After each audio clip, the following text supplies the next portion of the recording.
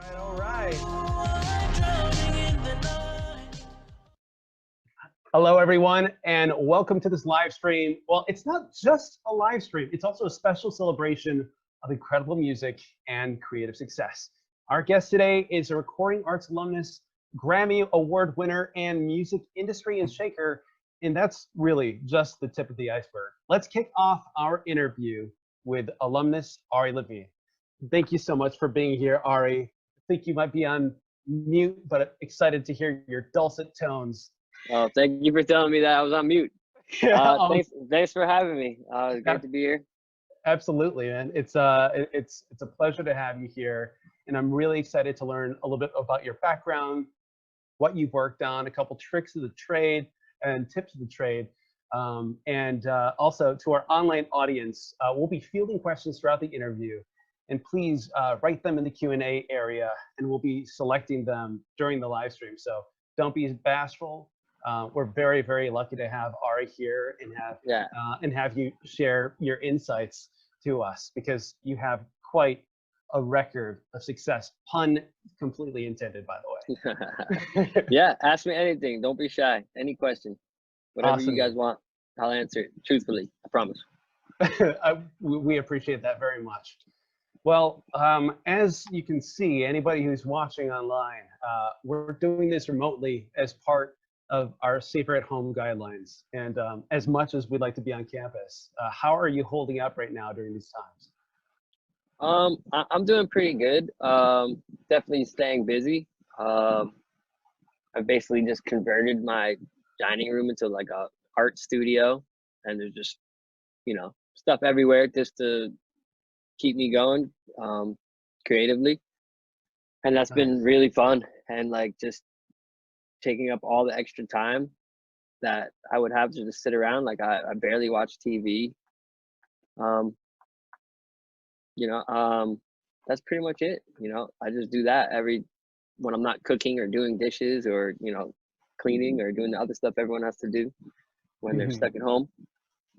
Nice. Good for you, man. Especially converting a dining room into an art studio. I basically do that with dirty dishes. That's what kind of art are you creating? It's kind of like collages, I'd say, like mixed media collages, using X-rays, and lots of glue. All right. Well, we're gonna have to do an update on this, because I'd love to see some of your work for sure. Yeah, it's trippy for sure. I'll show you guys. Awesome. And what would you say is your routine that you're following during stay at home? And like, because a lot of our students are having to learn how to study at home as well and maintain positivity and productivity. So like, what's your routine like, and then how are you sticking to it? I mean, I have a much calmer routine now than I used to. I, make sure that I eat okay, I work out, as whatever way I can, just to stay active. I try to find more balance nowadays. When I was first starting, there was no balance. It was just, I would just do music all day, every day. I had that complete studio tan, where you're just like ghostly white. I was completely out of shape, like unhealthy.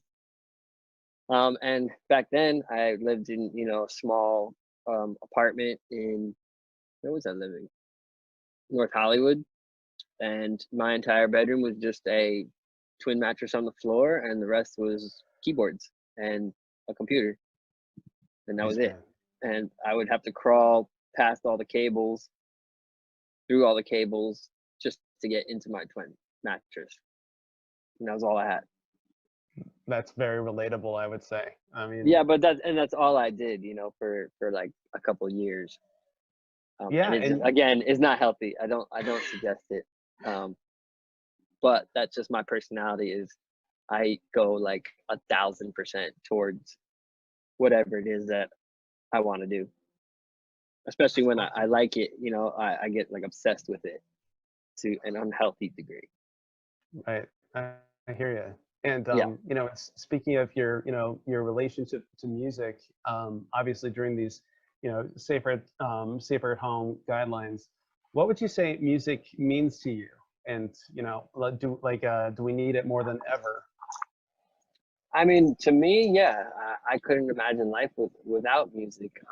You know, there's constantly music going on in my house from like when I wake up to when I go to sleep, you know, and I like all different types of music. And it's like, you know, finding whatever music fits your mood at the moment. It could be from, you know, hip hop to jazz to rock to country to whatever it is, you know. Hmm. Like as soon as I get in my car before I move, I plug my phone in, I put whatever song and whatever the theme for the day is, That's and then I cruise. You know, nice. when I'm home, that's I just put on music, you know. Yeah, it is more important than ever, for sure. Absolutely, man. And now let's back up a little bit before we start to dive into those you know, the details of your career. Yeah. Where are you from originally? I'm from New Jersey. I'm from a town called Teaneck, New Jersey, Bergen County. It's about, I don't know, 15, 20 minutes outside of the George Washington Bridge, which is in New York City. So basically like a suburb of New York City. Nice. Oh, awesome. Yeah, it was good. It was great to be able to access the city um, as a kid and be, you know, influenced by the city without living there. Absolutely. Yeah. And what would you say is your earliest memory of making music? Um, my grandparents took me to Toys R Us when I was like 5 or 6, and they told me I could have any toy in there. I could only pick one, and I literally ran around Toys R Us for like, to me, it felt like, you know, 2 hours. It was probably 15 minutes. And I picked this Muppet Baby animal drum set, and they got me like this little kid toy drum set, and that for some reason that's what I picked. You know, no one in my family is musical. My parents have the worst taste in music um, possible. It's Gotcha. like you have to like try hard to like to to enjoy music that bad. So I don't know where it came from. Um, and that was my first instrument was drums, and I started playing not really at 5 or 6, you know, it was still like a toy, but probably when I was around 9, I started taking drum lessons at like a local music shop where the drum teacher was in the basement in between the racks of music equipment, and they just had like 2 little 3-piece drum sets, and he would give me a lesson once a week. My parents rented me a drum set because they couldn't afford to buy one. Hmm. Um, but you know, it was a beat up old drum set that I had in our basement, and from there, it just kind of I took to the drums pretty quickly, and I really enjoyed it. And that translates over to all the rhythms that you've written since on, you know, such varied styles as well. Yeah, I would well, say. actually, that was my drum teacher. I mean, he was like the coolest guy ever. He was like this badass old jazz drummer, but he knew everything. Like my entire beginning of my musical education, he put me on to funk. He put me on to jazz. He would have me. I was into punk rock. I was like a skater kid, and I would bring a punk rock album in, and we would dissect all the drum parts and that, which were pretty simple, just fast. And then he would play me something else, and we would dissect that. Whether it was like Jimi Hendrix or Shaka Khan or you know, James Brown or whatever. It was something more interesting for a drum pattern or something a little harder. And he put me onto all the music, and he even like opened my mind to like other genres because my parents didn't listen to. My mom listened to Diana Krall, which is like smooth jazz, and my dad would like just not listen to music. So you kind of rubber banded away from that and delved into Hendrix, which we can hear a lot in your, you know, work slightly after the Muppets drum set.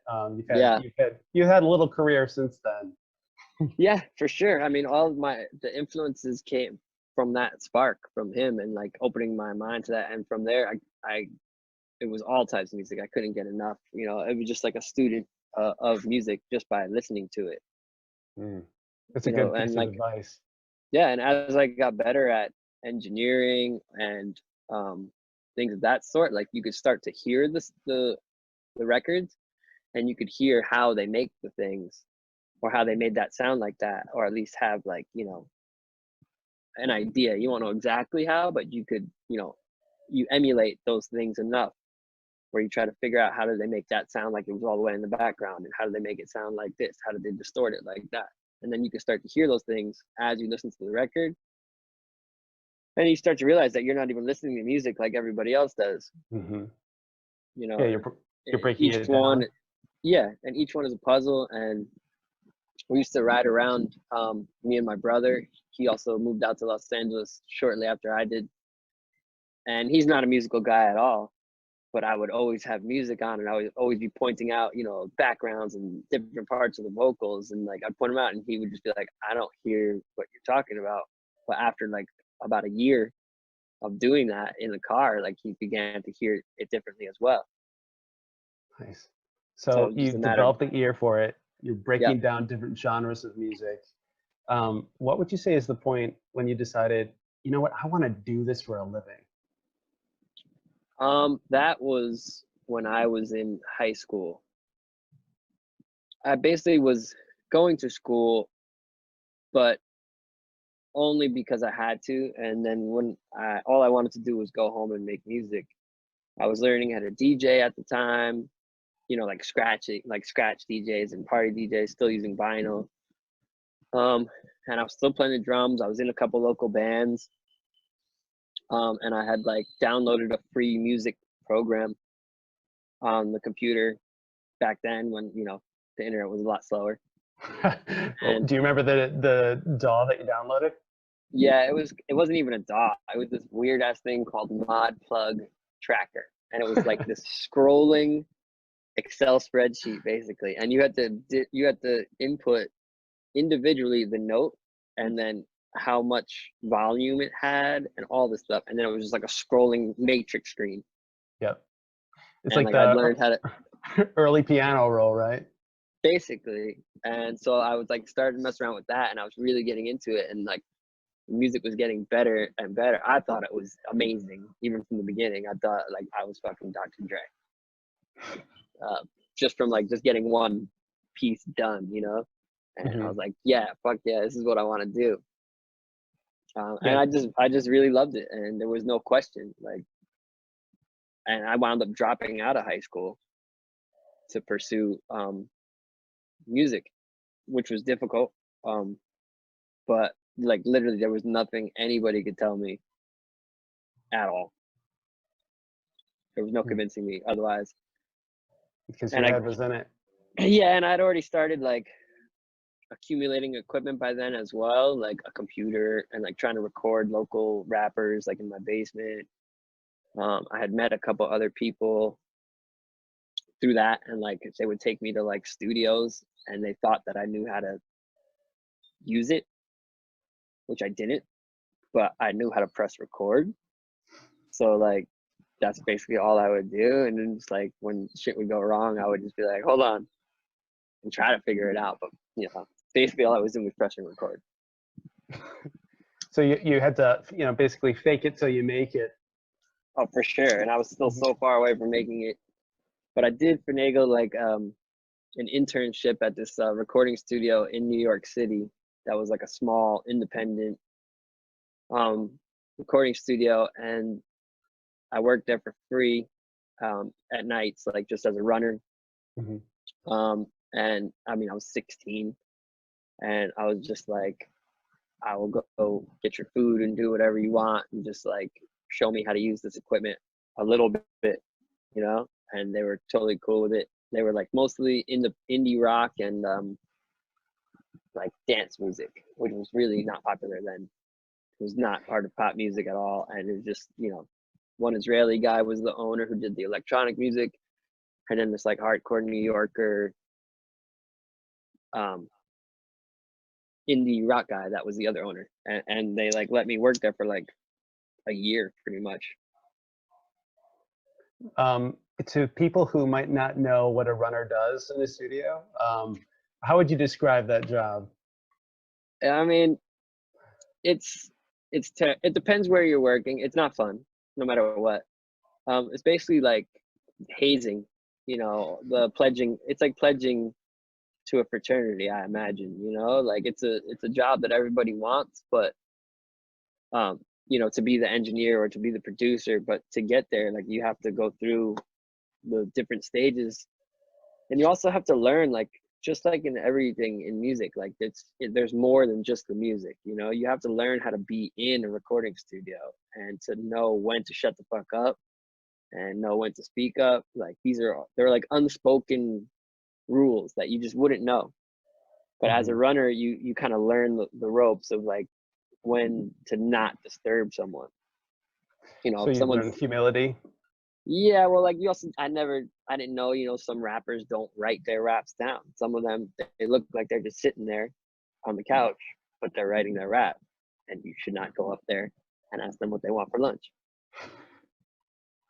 You know, you just have to do all the shit that nobody else wants to do. You got to go get food. You got to clean ashtrays. You got to clean everything. This place in New York that I was a runner at, I mean, like they would just come up with shit for me to do. They'd like paint that wall. Mm-hmm. I'd be like, all right, I'll go paint that wall. And they'd be like, oh, go uptown, go pick up this compressor from this repair shop and haul this like 50-pound piece of equipment that's worth lots of money on the subway. And you're 16 years old and you're like, okay, I'll do it. Right. Yeah. Basically, your foot in the door also had a certain level of, you basically you felt a humble character, which I imagine has also served you well in all of your partnerships, you know, your creative partnerships, just knowing how to navigate the creative space, because Yeah. I imagine emotions can run hot. Everybody works differently. Yeah. Especially as a producer, you have to know how to control the vibe of the room. You know, it's not just how you decorate the room, it's how you run the entire session. And most of the time, nobody else knows what's going on, but you're steering the whole thing, you know, psychologically.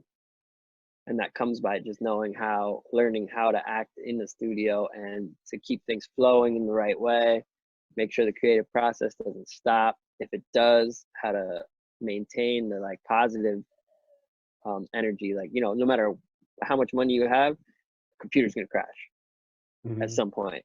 It's gonna happen, and it's always gonna happen when they think it's the best take they've ever done in their life.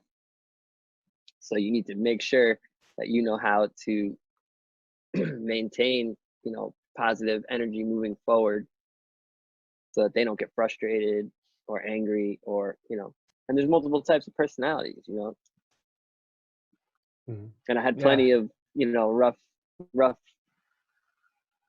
sessions with, like, you know, you don't just start working with, you know, these super friendly pop artists, you know.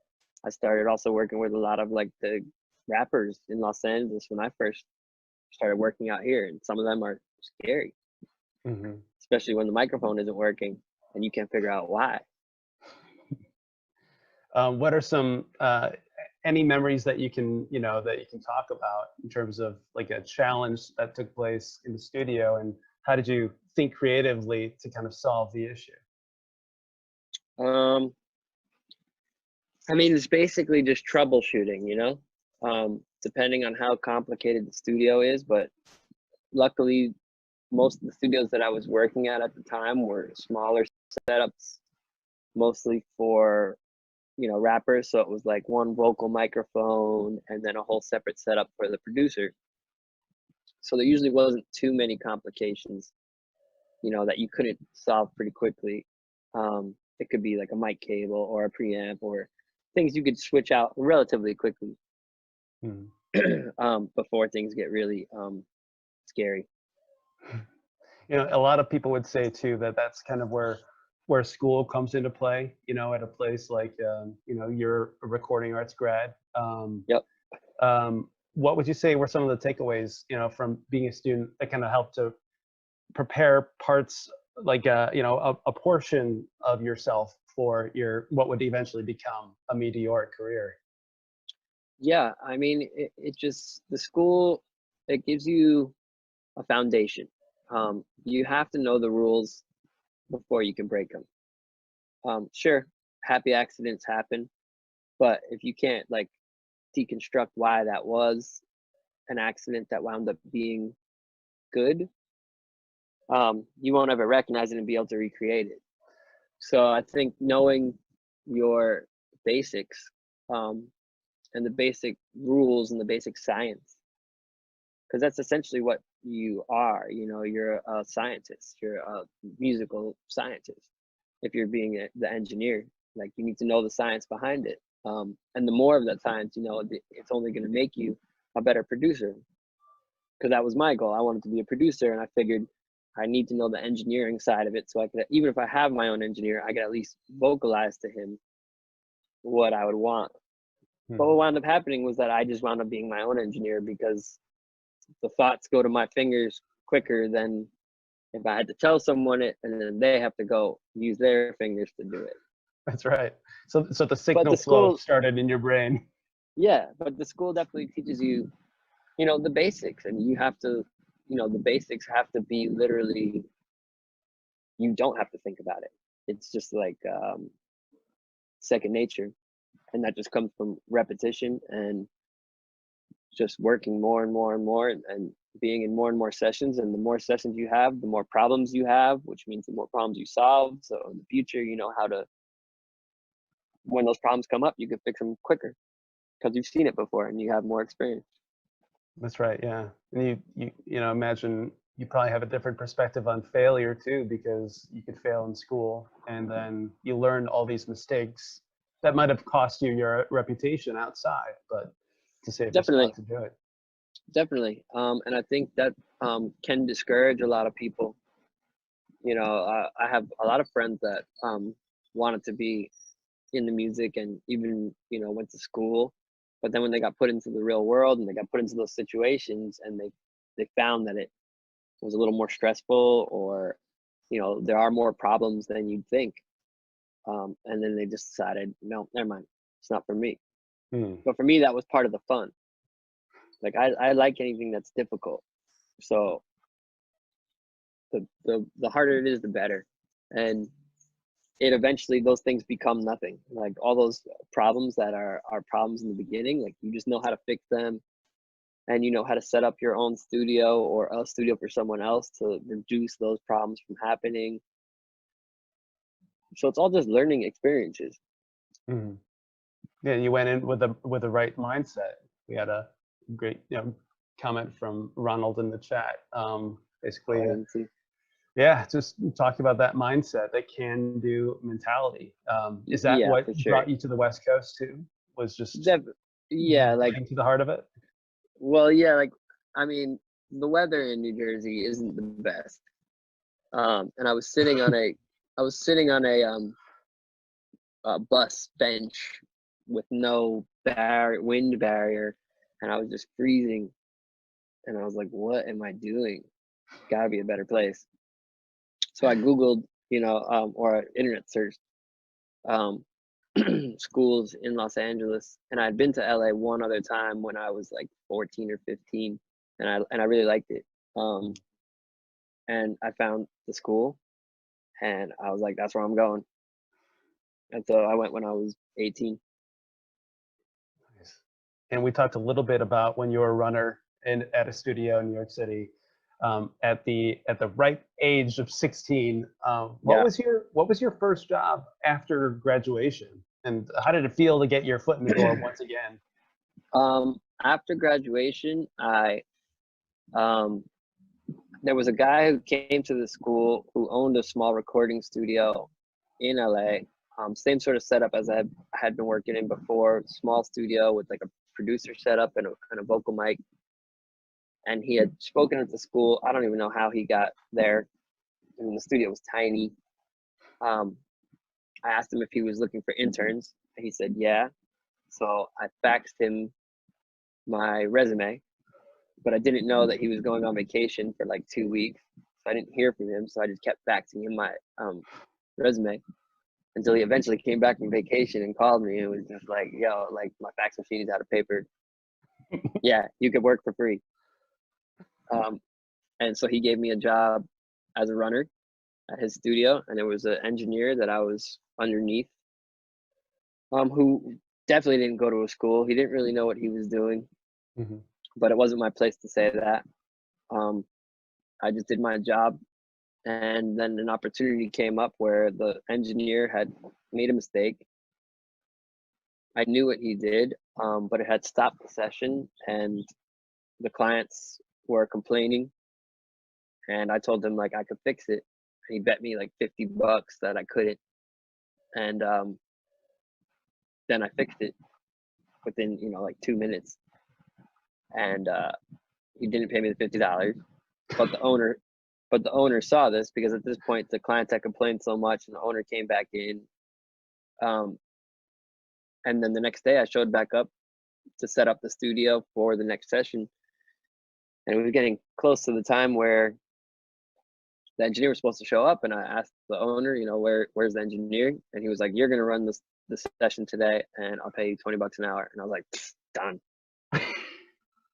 Way to go. And then I ran that studio for probably like a year and a half, and I had, from being an engineer there, I met other people, and they started taking me to other studios, and then I was running sessions at those studios as well as his studio. And when I was double booked, I would get one of my other friends from school to step in and engineer whichever session was going to be the easiest one.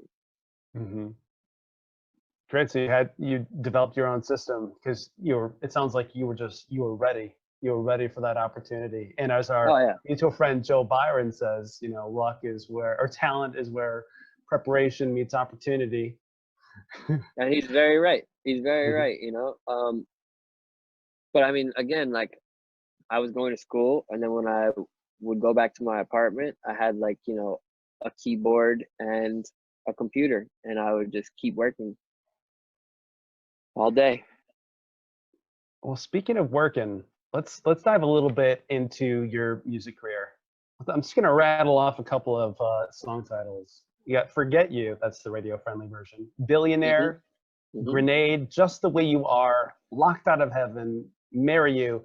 Now, these giant hits didn't just happen overnight. How did all these collaborations come together?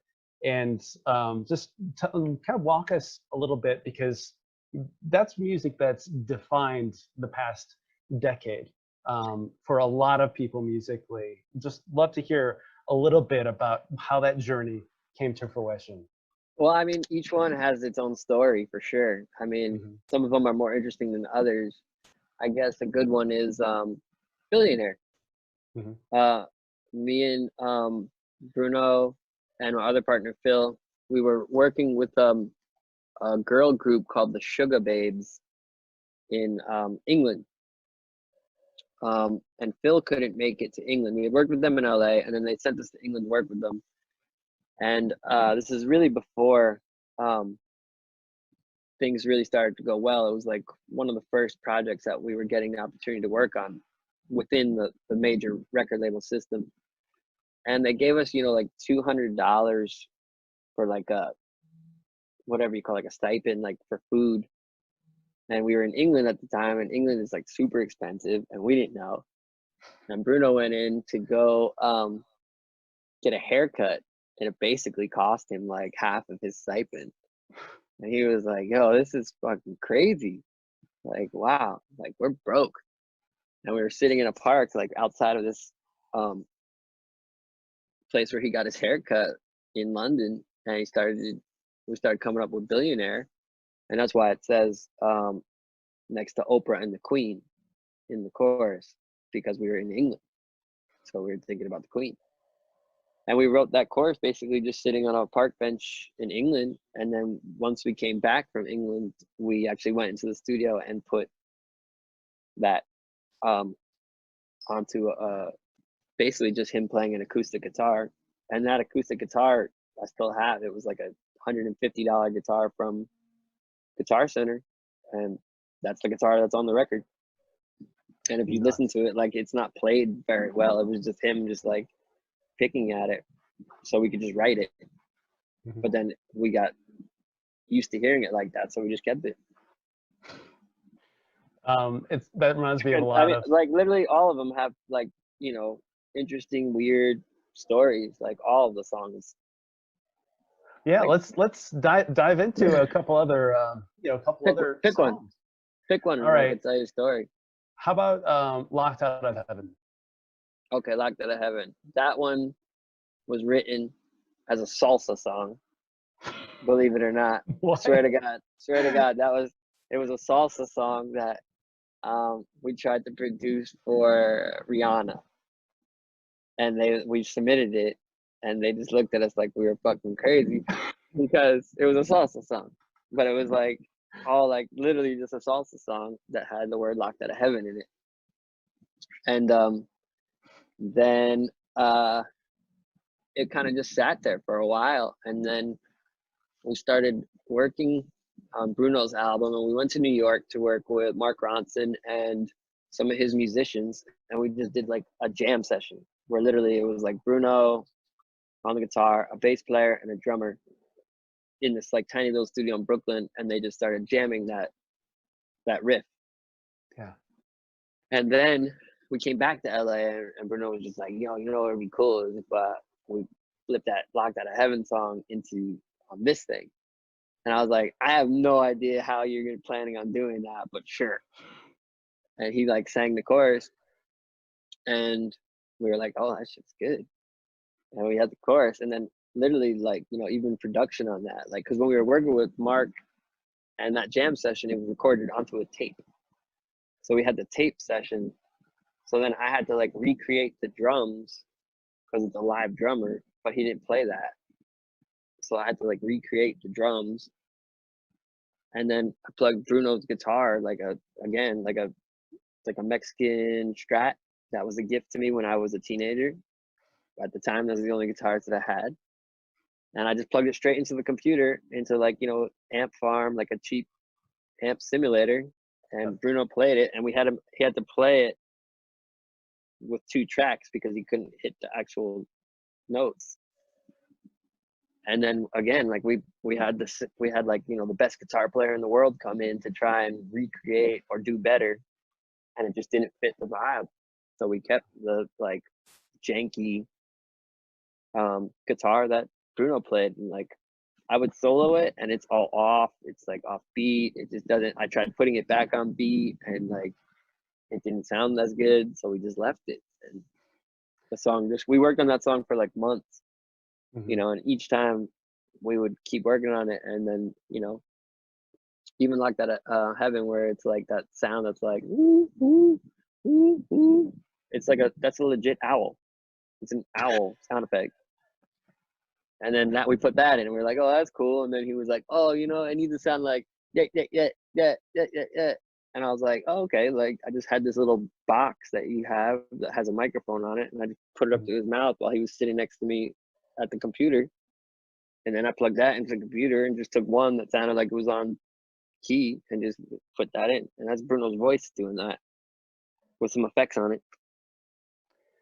That is absolutely insane, and I love Yeah. it. And then even in the chorus, we were like, oh, the drums aren't working in the chorus. So I just set up another drum set in our vocal booth, which was a closet, and just had him hit the kick drum and the snare drum. So it's a whole completely different drum set on the chorus than it is in the verse. And it blends so seamlessly. Um, it's there seems to be a through line here, which is use what you've got, and the high dollar item might not necessarily be the sound that speaks to people. It usually isn't, to be honest. It is what, you know, what's supposed to be is right there most of the time. I mean, there are Mm-hmm. some sounds that you can't recreate, you know, like a Moog bass. You Right. know, it's been in every, you know, you've heard the same bass sound whether you know it or not since the 70s. Mm-hmm. And it's just like those are just staples, and Moogs are expensive. Yeah, they are, and they're coming back in popularity. So save up your change, everyone. Yeah, but we didn't get one. We didn't get one until his second album. Yeah, the first Mm-hmm. album we did completely with essentially toys. And take us a little bit back too. How did you link up with Bruno and with Philip as, you know, part of that that triumphant trio, the Smeezingtons? After a while of bouncing between studios like I was, where I was getting doing all the engineering for all the different studios, I had also been like acquiring more gear myself and saving up my money, and I had all that stuff in my apartment. And I told my brother that it was time to, start our own little studio. And we found a place on Craigslist, that was just like a really shitty place in Hollywood. Didn't have any vocal booth or anything, but there was a closet that we could build into a vocal booth. It could fit all the gear. And so we put it in there. And I mean, all the gear was on folding tables. Our computer screen was the size of a laundry machine, and weighed 50, 60 pounds. It was huge. And my brother started cold calling publishing companies, because the goal was to get songwriters in there, because we didn't really know any songwriters. So I was just making music at that time, like beats. And the goal was to get songwriters in there. So he was just cold calling everyone and giving them deals for recording. Like I would record their demos, because the songwriters have to demo their songs before they could even pitch them. Right. And that would essentially get us to just start to know these people. And the first person who came in was Phil. And he's an awesome dude and funny as hell. It's impossible not to like him. And we just became friends. And he started using our studio because it was so cheap. We were offering, I think it was like $400 for a 12-hour block. For recording studios. For recording studios is pretty cheap. And we still had to pay rent. We had to live. We still weren't living in nice places or anything like that. And when equipment breaks, you gotta fix it. And we bought a used microphone. We only had one microphone. Oh, what did you have? U87. Oh, great. And actually, that's the only microphone I used on Bruno's first album. Mm-hmm. For everything. Billionaire, it was on the guitar. That was the only microphone pointed at the guitar. It was also used for his vocal. Anything that needed to get recorded on his first album was only recorded with that one microphone, because that's all I had. So this is the formation of the So with then Levcon Studios, essentially. Yeah, with Levcon Studios. And then so Phil had met Bruno, and they had been writing some songs together, and they were kind of frustrated with going from studio to studio with working with all these other producers, and they weren't really happy with the way that their songs that they were writing were being produced. Mm-hmm. And so Phil was like, you know what, I know this guy. We should go talk to him. And so me and Phil were working on an album for a Chippendales dancer from Las Vegas, because at that time, you got to make money however you can, and you get to make music, who cares? So we were working on that, and he brought Bruno, and they played me 2 songs that they were working on that I thought were really cool. And it was a cool blend of rock and soul, and I was on board. And then we just started working together from there. And it was once a week, or once every 2 weeks. And then we sold a song together. I don't even remember which one was the exact first, but then we were all like, hey, let's just do that again. And then we sold that one. And then it was okay, nobody fucked this up. Let's just do this all the time. And that's basically how it got started. Yeah. Wow. And no one wanted to sign Bruno. He was not an artist. He was just part of the production team. That's absolutely amazing. And the one interesting aspect of your music career too is there's a diversity to the sound, and there's a diversity to the message and the songwriting. Yeah. When you're writing, what typically do you lay down first? Is it the lyrics, or the melody, or the drums? What would you say is your creative process in general? It always changes, but obviously most important is the chorus. But it is always changing. On Fuck You, that one started with, I got to the studio early, because we knew that Cee-lo was coming in, and he was coming just off of Gnarls Barkley with like a soulful kind of Mhm. vibe. So I put like together 3 drum loops on my drum machine, um, that just to see if it would spark something, because we were all just coming in there with no idea of what to do, and we just knew that Cee-lo was coming. Yeah. And I played the first one for Bruno, and he was like, "Oh, that's cool. What else you got?" And then I played the second one, and that wound up being the drums that were on "Fuck You." And Bruno just played 4 chords and started singing a melody. And then by the time Cee-lo got there, we pretty much had the chorus, um, melody, and like a couple of the words. Um, and then yeah, and then it just went from there. And then we just kept. Cee-lo came, he was into it, and then the rest of the verses got written, and Cee-lo basically freestyled the bridge. It was only 2 takes. Oh my gosh. Um, and the bass player who was helping us on that song, Brody Brown, was like an amazing multi-instrumentalist. He's not a bass player, and a producer himself. And he played the bass on that, like, and again, 2 takes. We did that whole song in 1 day from start to finish, which never happens. That was like just like a fluke, but there was also 5 of us working on it. And then other times, Bruno would come in with like, just a piano and melody. Um, and then other times it would be me working on a track, and Mhm. then, Bruno would go into the booth and freestyle a melody, and we would piece together something. And then there was tons of times where, we would do exactly the same thing and it would all be shit. Did you have to be really transparent with each other about like, hey, I don't like this, or like, what was that process like? Kind of letting the Luckily, other people know that, hey, this might not work. we never really butted heads when it came to Mhm. that. Like everyone was either on board, even for the bad ones. Like we would all be full in, and then just show up the next day and be like, whose fucking idea was that? How did we even get so far as to record a vocal on that? And like, let's never ever show anybody this ever. What would you say are some of your tips for being a successful creative collaborator? Because you've also, you've worked with Adele and with Wiz Khalifa. Like, like what's the secret sauce? What do you bring to the studio? I guess like, being a team player, like you have to, it all comes back to like, you have to know when. You can't just say something's bad, or you can't just say like, this isn't good.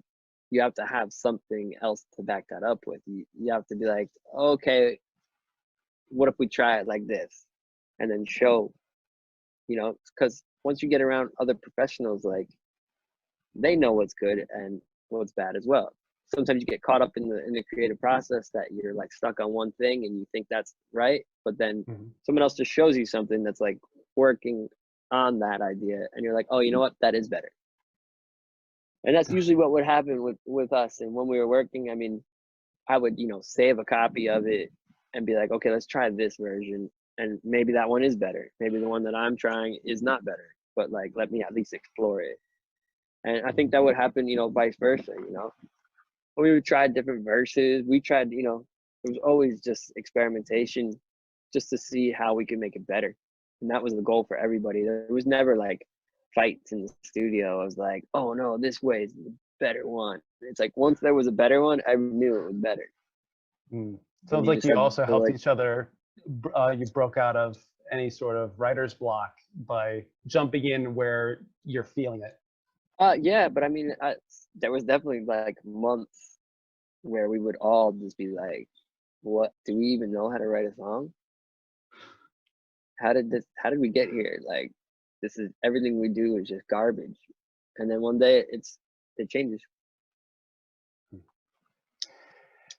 You were talking a little bit about the engineering process earlier. To anybody who's never engineered, how would you describe that process to somebody who's never set foot in a recording studio? Engineering? Hmm. I guess that's more of the scientific part of it. You know, if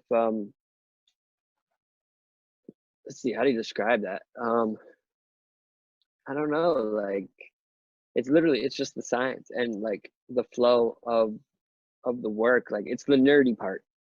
Hmm. It's the nerdy part of making music, but it's also still fun. You know, being a scientist is fucking cool. Um, and yeah, it's just, you know, not everybody could do that. So if there's a lot of responsibility that's on you in the studio to make sure that everything sounds the best that it could possibly be. And sometimes you do a lot of things in engineering that they're not going to understand, so you don't have to tell them all the time. You know what I mean? You just do it. If you know it's going to make it sound better, like if it makes it sound worse, they're going to tell you.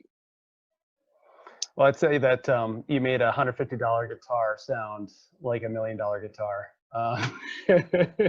Yeah, but And that's a good engineer, that's you right. know. But it's also like it's part of just like the vibe of the creation process. Like it is like you could have the nicest guitar in the world plugged into the nicest amp in the world, going through the nicest microphones in the world, and it might not fit the vibe of the song, you know. Mhm. And what would you say are some of your favorite memories of working in the studio, getting creative, and just creating what would later become landmark hits, played in stadiums and on television series all over the world?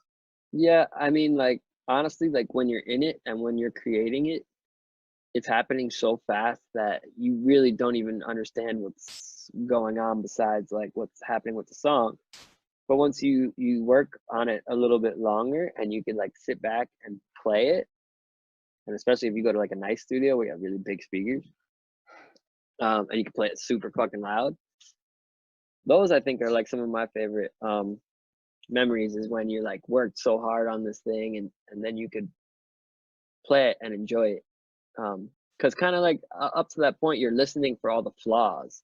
Every time you listen to it, you're just listening for everything that's wrong with it, and you just keep tweaking it and keep tweaking it until there aren't any more flaws that you hear. Um, and once you get to that point, you can just sit back and listen to it.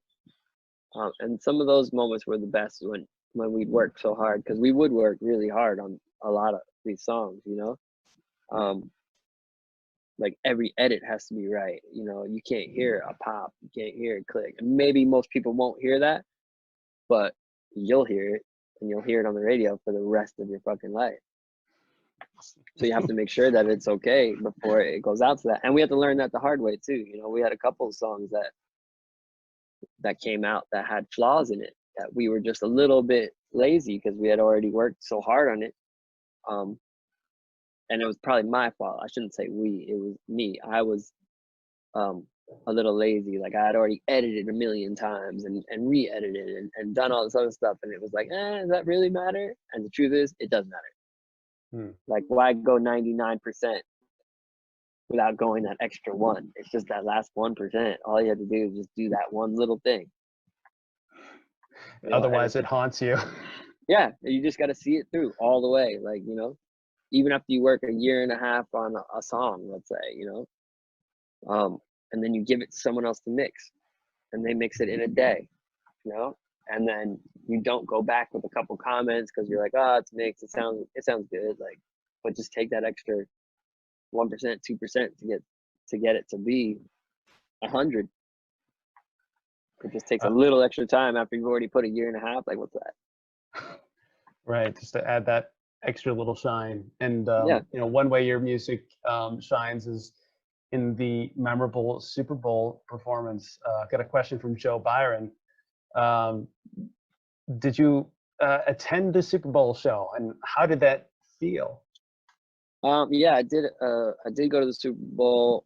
I mean, again, it's like one of those things you just like.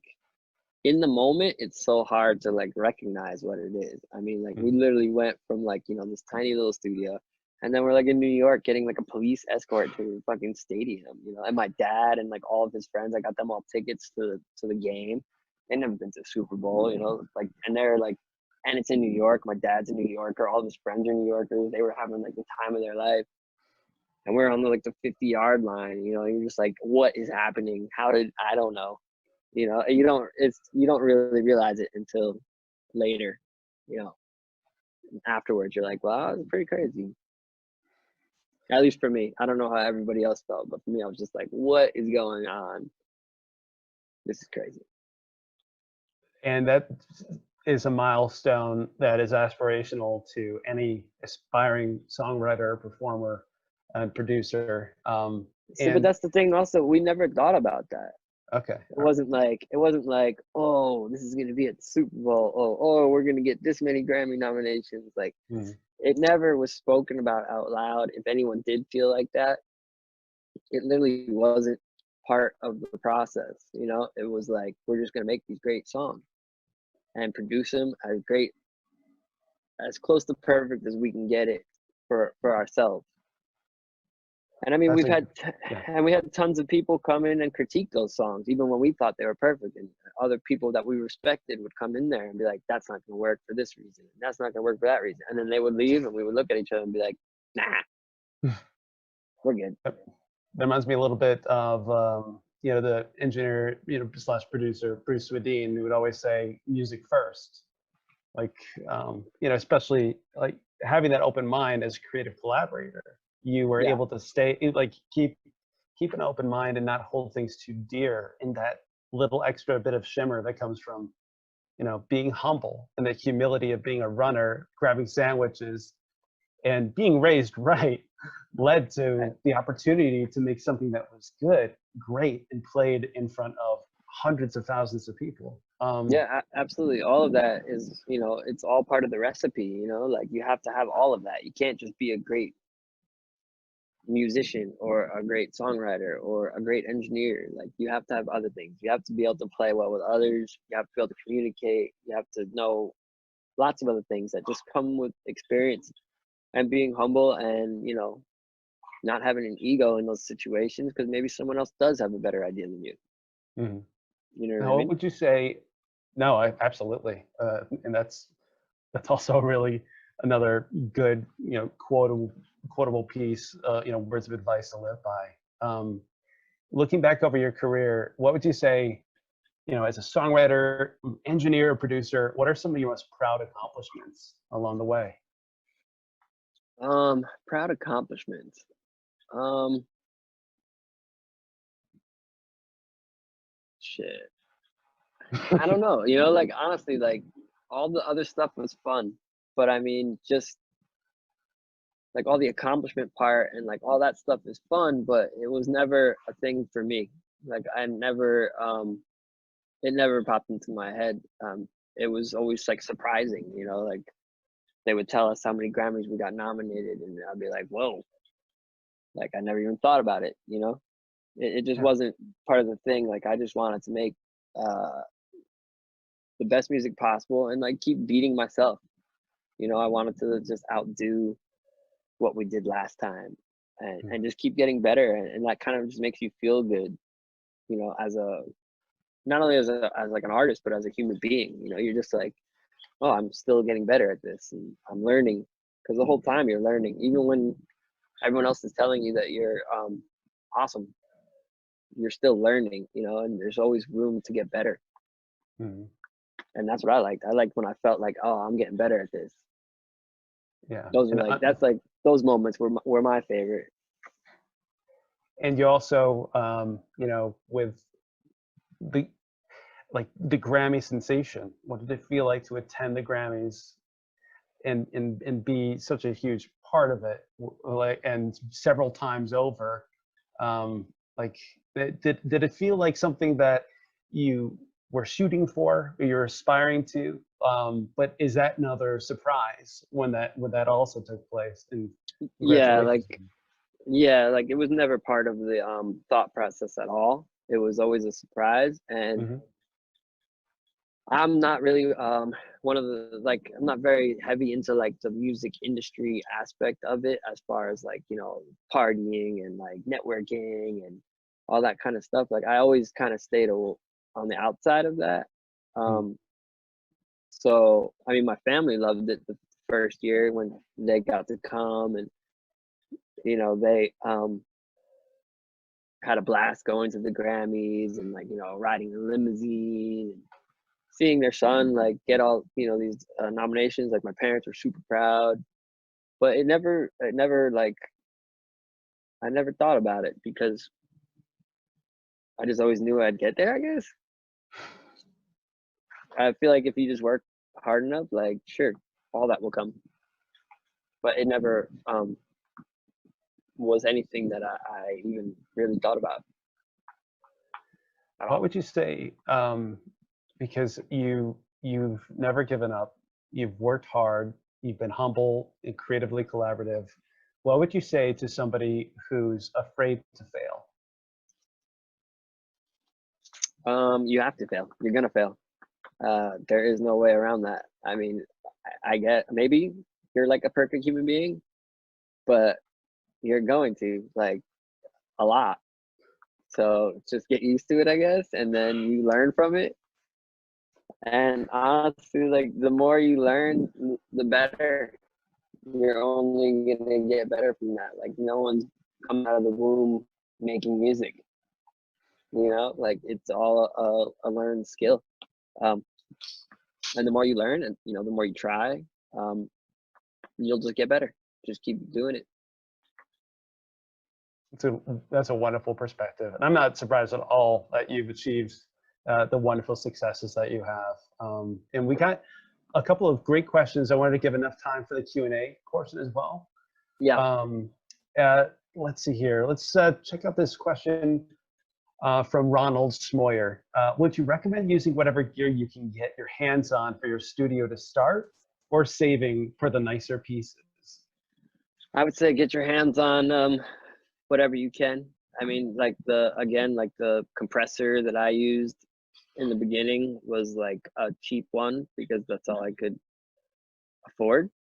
But if you can make something sound good on the less nice equipment, when you eventually can get the nicer equipment, you're probably going to be disappointed.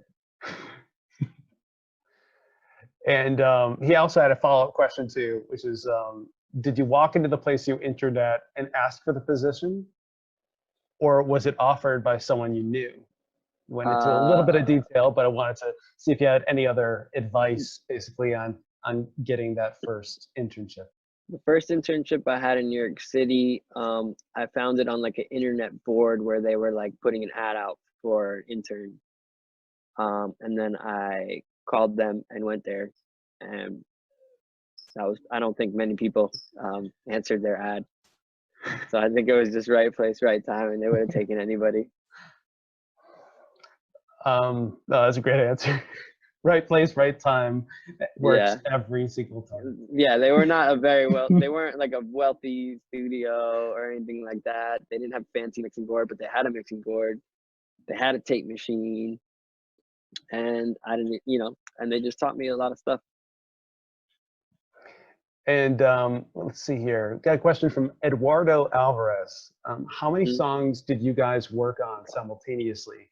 Or did you focus on one song at a time? I'm thinking he's asking about the Smeezingtons and what that Yeah. creative process was. When we were working on song for someone else, we would usually focus on that song mainly, but we would probably have other ideas going on at the same time. But those we more had more of a deadline that you had to finish, so we would work more on those songs that would take the priority.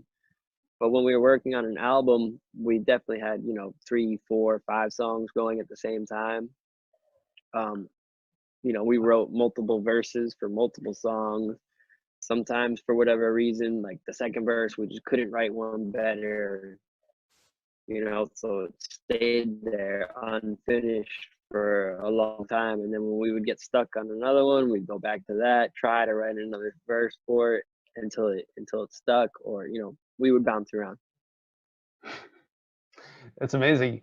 Probably helps to for an congeal. album. Yeah.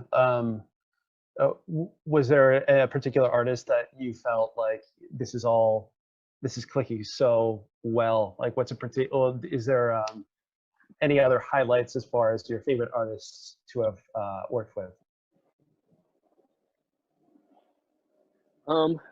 I mean, B.O.B. was really easy to work with. Travis McCoy was really easy to work with. Cee-lo was amazing to work with. He's like, you know, an incredible songwriter, just like his lyrics.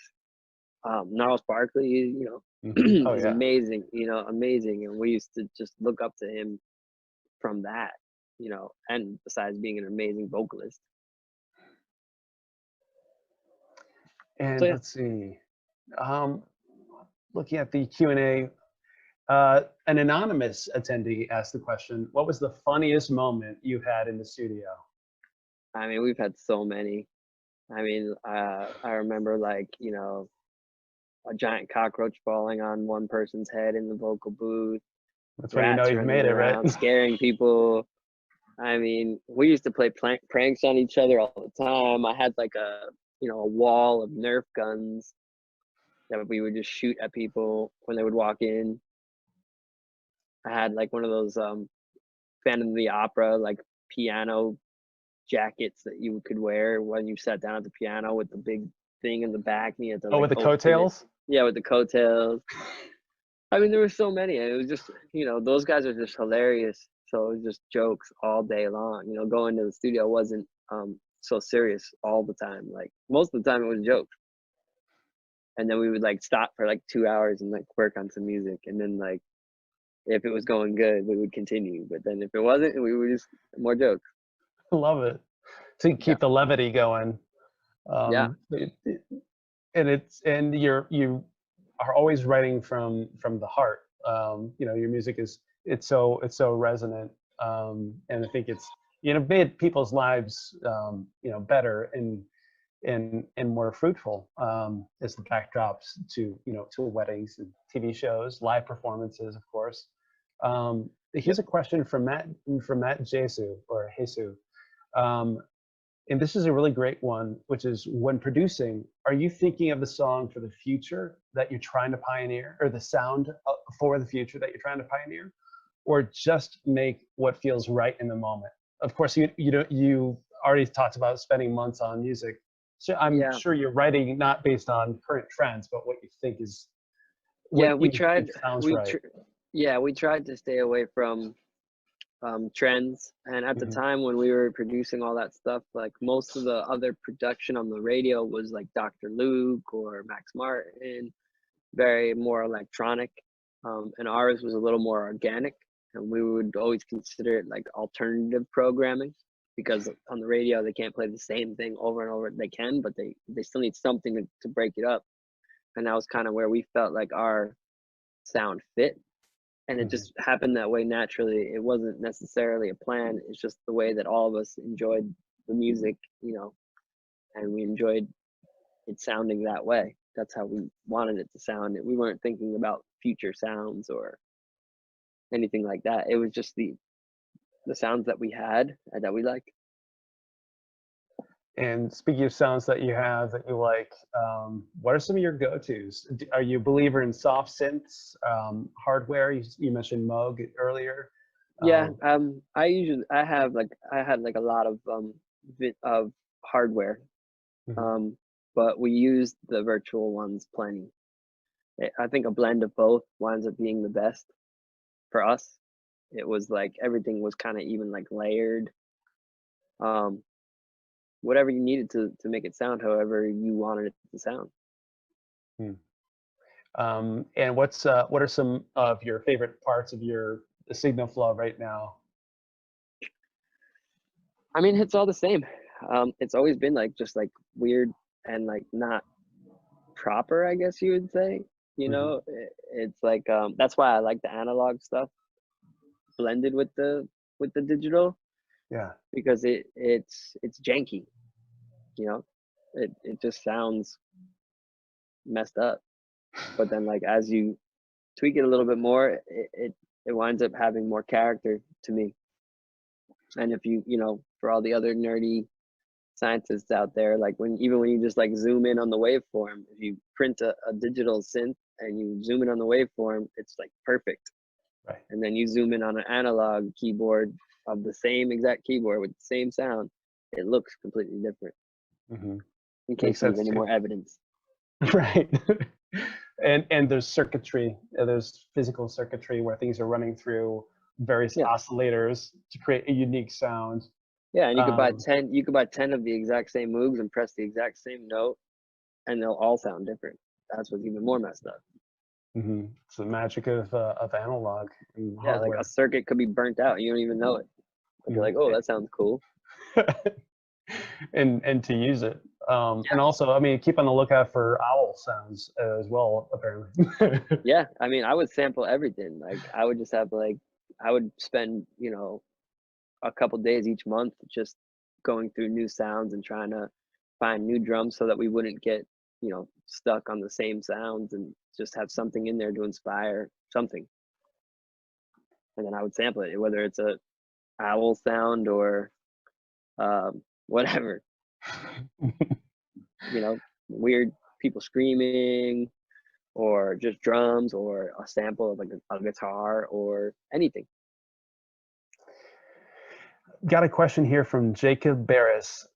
What would you say to people who asked you what you did for a career when you weren't yet making money producing music? That is a great question. I guess I would tell people I was a recording engineer, because that was my only job. I mean, when I was living in New Jersey, I was working on construction sites running voice and data cables, and then I worked at a Chinese food restaurant at night, and then I would work at the recording studio as an intern 3 or 4 nights out of the week. Mm-hmm. And once I came to LA, I just went to school, and then I went straight into intern and then recording engineer. That's very humble, and thank you for sharing too of that story. Work whatever you have to make ends meet while you're pursuing your dream. Absolutely, no shame in that whatsoever. Mm-hmm. Got one last question from the Q&A portion, which is from Christina Lewis. How would you suggest someone who is just starting off as a songwriter to put themselves out there? To put yourself out there, I mean, I would just say collaboration. Collaborating with as many people as possible.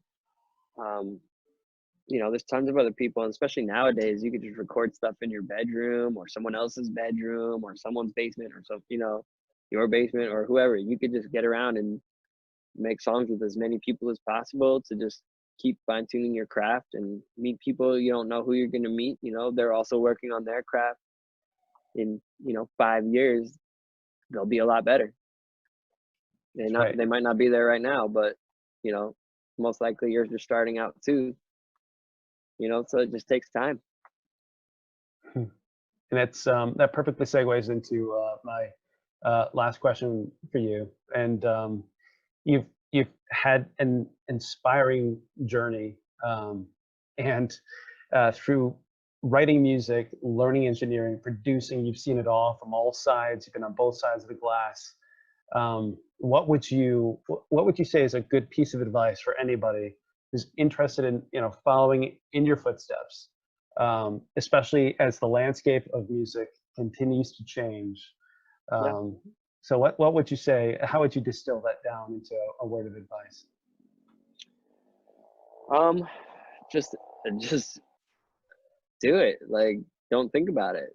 You don't have to think that hard about it. If it's really your passion and you're willing to put in, the work, which is essentially a lot of work, then yeah, do it. There shouldn't even be a question of if you shouldn't do it. What's the worst that happens? You go get another job.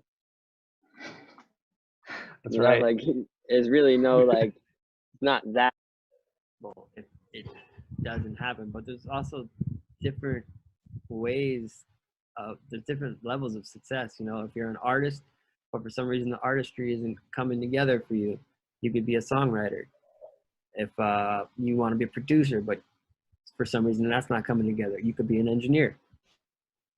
You know, there's multiple other ways to still be able to do your passion and make a living from it. You know, like it doesn't have to be, you know, some crazy thing. I mean, but it could be in the future. You know, Jimmy Iovine was started as a recording engineer, then he became a producer.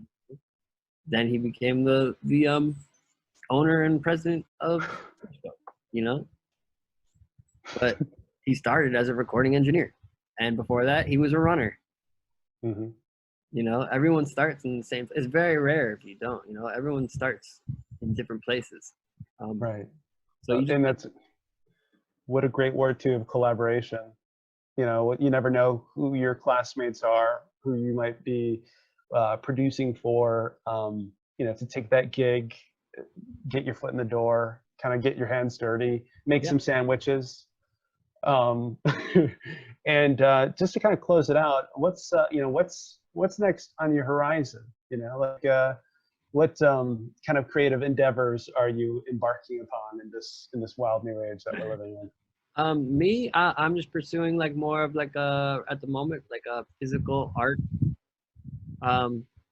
thing, like I was talking about earlier. Yes. That's kind of where I'm more exploring, because for me, it's where I feel like I should go creatively, because I feel like that could take me into different areas. Like I want to start doing more film. Mm-hmm. You know, I feel like that's like the next stage for me, because I feel like that would be really, really hard.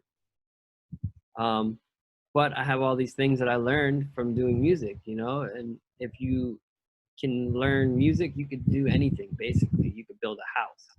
You know, it's the same thing. Like you have your drums, you have your guitar, you have your bass, you have your piano, you have your wood, you have your nails, you have, you know, your drywall. It's the same shit. If you want to be a chef, you know what I mean? Like, how do you flavor your food? It's the same way you would change, you know, how much reverb you put in. You know, maybe reverb's your salt. You know, compression's your pepper. You can do anything you want. You know, that sounds like a delicious recipe for success. And knowing you, your track record for making hits that have changed lives and inspired millions, I can only tell you that I, on behalf of the school, wish you all of the best in your endeavors, and undoubtedly with that spirit of humility that you take with everything that you do and that collaborative energy, you're going to continue to see success. And I'd like to thank you for, you know, for doing this interview and answering the questions as part of the Q&A, and also thank Joe Byron for his assistance with putting this together, and also being such a huge part of the heart of the school. And so thank you, Ari Levine, for being here today, man, spending time with us. I wish you and your family all the health and success as we continue to get through this. Thank you, man. Yeah, you too, definitely. And hope everyone's safe out there, and keep doing what you're doing. Keep doing what you're doing. Well, that about closes it up. Thanks everybody again for watching. It's been Mike Muncatchy speaking with Ari Levine, the man who does it all. And wish you guys a great day. Stay safe and stay well. All right. Guys, take care. Later.